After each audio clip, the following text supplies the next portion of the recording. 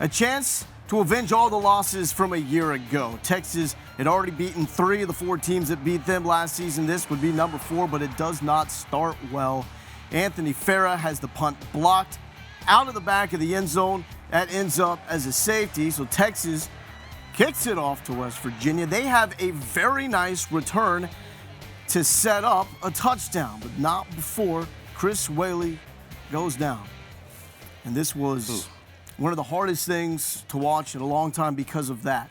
The emotions that we saw on the face of Chris Whaley, carted off the field. We hope everything is okay, or as good as it can be for the senior. After that, Charles Sims punching it in, and you've got a 9-0 deficit. So who comes in for Chris Whaley? It's Desmond Jackson. How do you look, Ahmad Brooks? I thought he looked great. I mean, the kid has always played with tremendous power and great ball get-off, but tonight he started making some plays that made you wonder, okay, there's a reason why this kid was nice what a nice swim move there, and just completely duped the blocker there. But Desmond Jackson was all over the field tonight, and he made some key plays for this defense. Clint Trickett, a little woozy. He comes off, does not return. So Paul Millard comes in, former starter. Got him. Quandre Diggs, Ced Reed there to make the play. They take the football away, and we're eating from the oatmeal box. Yeah, and watching the defense play, you can tell they've been working on it in practice, really stripping the ball, and they got a lot Absolutely. of today. Cedric Reed just took that one right away. Malcolm Brown, short touchdown. Texas with the lead. They would not get the lead back for quite a while. Sims, touchdown number 2. Later in the second, that's Carrington Bynum getting there. But you know what? On these plays, it seems like everybody had a chance to get there. And once again, Ced Reed comes up with the football. And quietly, Quandre Diggs is starting to make things happen in the middle there, blitzing off the edge. He's been involved in some key sack fumbles over the last 3 weeks. Remember that play. Jackson Shipley on 3rd down, cannot bring it down in the end zone. They would have to settle for a field goal. And this, another one of those unfortunate plays, and you're asking yourself, how does something like this happen? Jonathan Gray, after a fabulous run, probably his best run of the night on the play before, gets into the open field, and you're able to see it's something just not right with the leg. And it was one of those things where he was feeling it today. He was running the ball extremely well, poised to have a big game. Defense, though, making plays to respond. Adrian Phillips with the INT. Yeah, it's more of that defensive line, though. Malcolm Brown again, getting his big paws up, tipping the ball. Adrian Phillips. Nice interception. This was a tough one right here. We thought we were going to get the momentum, or Texas was going to get the momentum here. Case threw a great ball and just didn't connect. So that's drop number 2 in the end zone for Jackson Shipley. West Virginia comes back. Long touchdown drive. They're up 26-19. Big play on 2nd and 10. That's the breakthrough you're looking for. Magic in Morgantown. You can hear Major Applewhite saying in the press box, finally, we hit the big play. And they weren't doing it on 3rd down. I thought this may have been the momentum changer, though, to see Mike Davis bring that ball down, tough catch, and then to see Joe Bergeron cut it outside. Of course you're through. That's an 8-yard touchdown run. A little vindication for him. A lot of vindication after those fumbles early in the year, not really getting a chance to play, gets a shot and makes the most of it. 3rd and 2.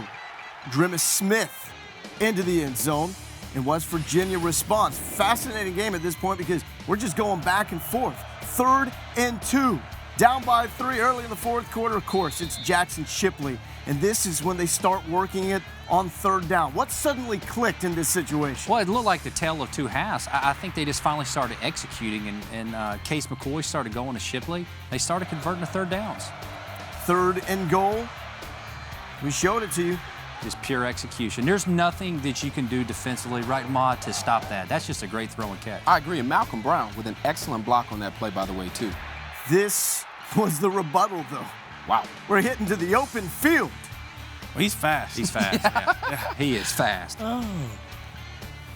In West Virginia, taking the lead back, up by 3. Such a big play. 3:16 left, down by 3. Carrington Bynum tackle for loss on 3rd down. They get the ball back. 3rd and 1 with a $1:46 left. Move the chains. 3rd and 7. 3 timeouts left. You got to have this one. Well, you know what? You don't, because you have 4th down. And we've seen it before. Look at Mac smiling. He's like, this ain't no thing. We got 4th and 6. We did it twice last season on the road. Why not 4th and 7 this season? No surprise it's Shipley delivering in the clutch. Well, watching the game, even Joey Harrington said it. He circled Shipley, said everybody in the stadium knew it was going to Shipley, and they still couldn't stop it. Next play, Malcolm Brown.